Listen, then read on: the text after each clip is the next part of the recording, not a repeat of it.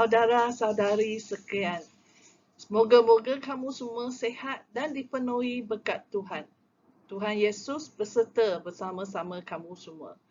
Hari ini saya akan sambung perkongsian saya yang keempat dari surat Yakobus. Mari kita imbas balik apa yang kita telah belajar tentang surat Yakobus bab 1 ayat 1 hingga 21. Di sini Yakobus telah mengajar kita bagaimana mengatasi ujian, godaan hidup dan bagaimana menandingi kemarahan. Mari kita tengok surat Yakobus bab 1 ayat 22 hingga 27 bersama-sama. Janganlah tipu diri sendiri dengan hanya mendengarkan firman-Nya. Sebaliknya, lakukanlah apa yang difirmankannya. Seseorang yang mendengar firman Allah tetapi tidak melakukannya adalah seperti seorang yang melihat dirinya sendiri di depan cermin. Dia menatap dirinya baik-baik, lalu pergi dan langsung lupa akan rupanya. Berita baik itu hukum Allah yang sempurna dan dapat membebaskan manusia.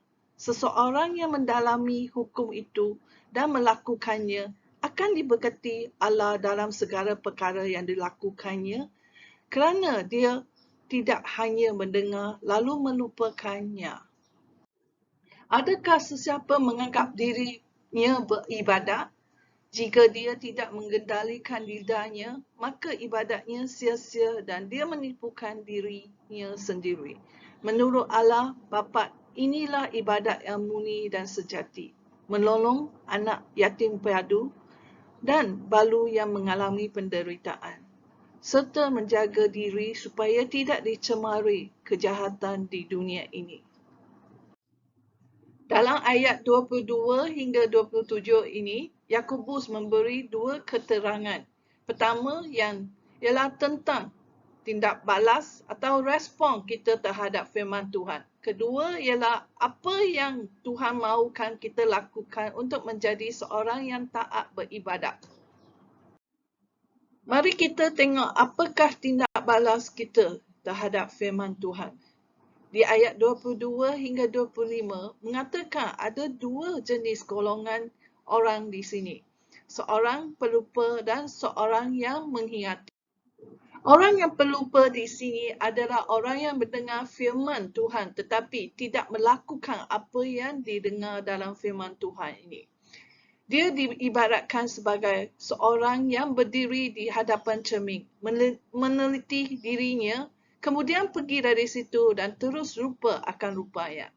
Di dalam ayat ini ada tiga perkataan yang utama, iaitu tengok, lupa dan tipu. Sebenarnya, cermin membolehkan kita melihat kecacatan dan ketidaksempurnaan wajah diri kita. Ini adalah kerana cermin membolehkan kita lihat dengan teliti muka kita bersih atau kotor, rambut lurus atau tidak, baju kita pakai dengan elok atau tidak, dan banyak lagi. Selalunya kita akan membetulkannya bila kita nampak apa-apa yang tidak normal dan tidak betul dalam cermin. Kita akan terus pergi cuci muka jika kotor, sikat rambut jika tidak terurus, dan betulkan baju kita jika tidak betul, dan seterusnya. Semua ini akan dilakukan oleh orang yang pentingkan kebersihan kendari. Tetapi ada juga orang tidak begitu. Dia terus pergi dan lupa apa yang dia nampak dalam cermin. Ini adalah golongan yang dikatakan pelupa. Adakah kamu begitu juga? Cermin diibaratkan sebagai firman Tuhan. Ia mempunyai kata-kata pengajaran yang memberikan teguran dan menyatakan dosa atau kesalahan kita. Apabila kita melihat kesalahan kita, Tuhan inginkan kita memperbaikinya dan sedar dari kesalahan, sedar dari dosa. Bukannya membiarkannya dan terus melupakannya dan sambung dengan perbuatan yang tidak baik dan tidak diingini Tuhan. Oleh itu, janganlah tipu diri sendiri dengan hanya mendengar firman Tuhan tetapi tidak melakukan apa yang difirmankan. Sebaliknya, bagi orang yang mendengar, meneliti dan mengingati firman Tuhan akan melakukan pembaikian diri mereka. Kerana mereka tahu ianya adalah teguran daripada Tuhan untuk kebaikan mereka. Orang ini bukan hanya disukai Tuhan, tetapi juga dapat membebaskan diri dari dosa dan diberkati Tuhan. Di ayat 25 mengatakan Tuhan adalah sempurna dan membebaskan manusia. Seseorang yang mendalami firman Tuhan dan melakukannya akan diberkati Tuhan dalam segala perkara yang dilakukannya, kerana dia tidak hanya mendengar lalu melupakannya, dia melakukannya. Jadilah pelaku firman dan bukan hanya menjadi pendengar firman sahaja, supaya kamu akan diberkati Tuhan. Kita haruslah menaati firman Tuhan dan lakukan apa yang difirmankan kepada kita.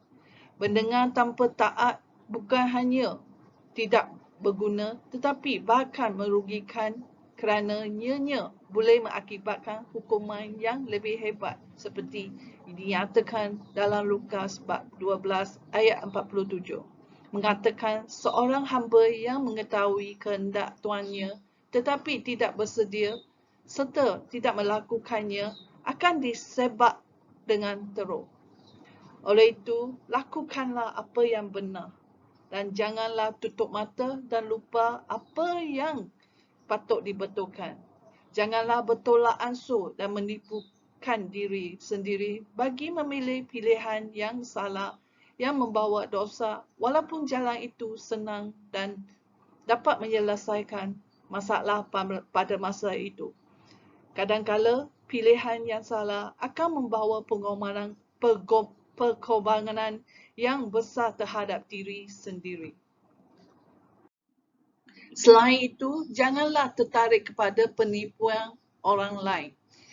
Yang paling baik ialah jangan hiraukan mereka. Lihatlah diri sendiri dalam cermin setiap hari. Lakukan apa yang betul dan tidak bertolak ansur dengan perbuatan yang salah. Kita akan diberkati Tuhan. Selalu lihat dalam cermin firman Tuhan dan buatlah renungan apa yang perlu untuk membaiki kehidupan kita. Oleh itu, hidup secara jujur dan berintegriti dan juga taat kepada firman Tuhan. Apakah yang Tuhan mahukan kita lakukan untuk menjadi seorang yang taat beribadat? Yang pertama, Tuhan mahukan kita mengendalikan lidah kita atau mengengkang lidah kita seperti yang dicatat dalam surat Yakobus bab 1 ayat 26. Ini menunjukkan bahawa kita tidak boleh melakukan sesuatu yang tidak baik sesama kita dengan lidah kita. Lidah kita akan jadi sangat bisa kalau tidak terkawal. Ianya adalah satu-satunya bahagian tubuh kita yang susah dikawal dan terbisa jika tidak dikawal. Kerana lidah yang tidak terkawal adalah seperti tikaman pedang yang mengeluarkan kata-kata yang pedas dan melukakan hati orang. Tetapi jika seseorang tahu mengawalnya dan mengucapkan dengan bijak, ianya adalah bagai ubat yang menyembuh hati orang. Oleh itu, belajar mengawal lidah kita supaya tidak berdosa dengan penggunaan kata-kata yang salah seperti berdusta, bersumpah sebarangan, kutuk, fitnah dan banyak lagi. Jika kita tahu mengawal lidah kita, ianya adalah bagaikan orang yang tahu mengawal diri kita. Mengawal diri adalah salah satu buah roh yang dinyatakan dalam Galatia bab 5 ayat 22. Lidah adalah salah satu bahagian tubuh yang susah dikawal dan sangat berkuasa. Dia akan menghancurkan hati seseorang atau membangunkan dan mengubati hati seseorang. Jika kita dapat mengawalkannya, kita juga dapat mengawalkan diri kita. Seperti yang kita tahu, kemarahan seseorang juga berpunca dari lidah. Kawallah lidah kita dan bercakap dengan kata-kata yang baik, yang dapat menyembuhkan hati orang. Dan ianya dianggap orang yang taat beribadah dan taat kepada Tuhan. Perkara yang kedua yang Tuhan mahukan kita lakukan ialah membantu yatim padu dan balu yang menanggung kesusahan seperti yang tertera dalam ayat 27a. Tuhan ingatkan kita berkongsi kekayaan kita dengan orang yang dalam kesusahan dan kemiskinan. Tuhan tidak mahukan kita hanya pentingkan diri sendiri dan tidak mempunyai simpati terhadap orang dalam kesusahan. Dia mahukan kita menghulurkan tangan kita kepada mereka yang dalam kesusahan. Tuhan mahukan kita berkongsi kekayaan dan kebahagiaan kita perolehi dengan orang-orang yang dalam kesusahan atau dalam penderitaan. Kita bukan hanya menghulurkan bantuan wang, tetapi boleh juga berdoa untuk mereka dan menghiburkan mereka dengan kata-kata yang baik atau mendengar keperluan mereka dan lain-lain pertolongan yang diperlukan. Jadilah orang yang perhatian dan bantulah orang yang dalam kesusahan, terutama anak yatim, piatu dan balu. Yang ketiga, Tuhan mahukan kita lakukan ialah menjaga diri kita daripada dicemari kejahatan. Dalam ayat 27b, Yakobus menyuruhkan kita menjaga diri supaya tidak dicemari oleh benda-benda dunia. Dunia ini penuh dengan berbagai-bagai godaan dan ancaman. Dan kalau kita tidak berjaga, kita senang terjerumus dalam godaan duniawi. Oleh itu, kita haruslah berjaga-jaga supaya tidak dicemari untuk mengelakkan godaan dan dicemari dengan benda-benda duniawi. Kehidupan kita haruslah berfokus kepada Tuhan Yesus.